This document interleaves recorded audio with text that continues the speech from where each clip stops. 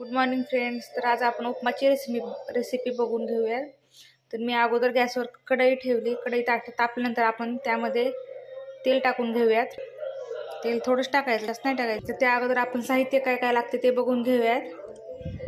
तर हे बघा, कांदा लागतो, कोथिंबीर, लसूण, कढीपत्ता, मिरची आणि शेंगदाणे. तर चला आपण स्टार्ट करूया रेसिपी. तर चला अगोदर आपण मोहरी टाकून घेऊयात.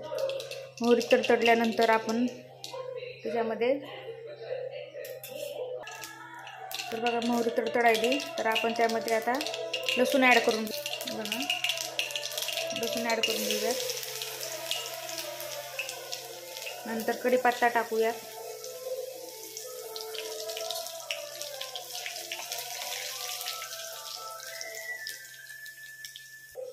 नंतर आता मिरची ॲड करून घेऊ. तर बघा आपण मिरची ॲड करून घेतली. मिरची अशी तडतडली ना तर आता आपण त्यामध्ये कांदा ॲड करून घेऊयात. तर त्यामध्ये मी शेंगदाणे, कांदा ॲड करून घेतला. माझ्यापाशी स्टँड नाही ना. तर हे बघा, आता कांदा थोडा लालसर झाला ना तर आता आपण त्यामध्ये थोडी हळद टाकून पाणी मिक्स करून घेऊया. तर बघा थोडा लालसर झाला कांदा. आता आपण त्यामध्ये हळद टाकून घेऊ. बघा हळद टाकून घेतली. चवीनुसार आता मीठ टाकायचं त्यामध्ये. बघा चवीनुसार मीठ टाकून घेतलं. मीठ टाकल्यानंतर आता आपण पाणी ॲड करून घेऊयात. पाणी थोडंच टाकायचं. कुणाला घट्ट आवडतो, कुणाला पातळ आवडतो उपमा.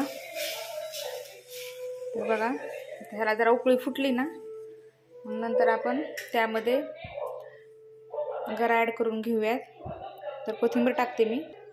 तर बघा मी कोथिंबीर टाकली. आता ह्याला 1 मिनिटात उकळी येते. मग नंतर आपण मध्ये गरा ॲड करून घेऊयात. तर बघा त्याला उकळी येते. आता आपण त्यामध्ये थोडा गरा ॲड करून घेऊयात.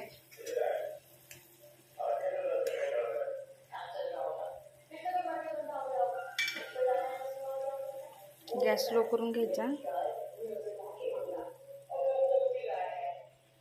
थोडा ॲड करायचा म्हणजे त्याला हलवता यावं. तर हे बघा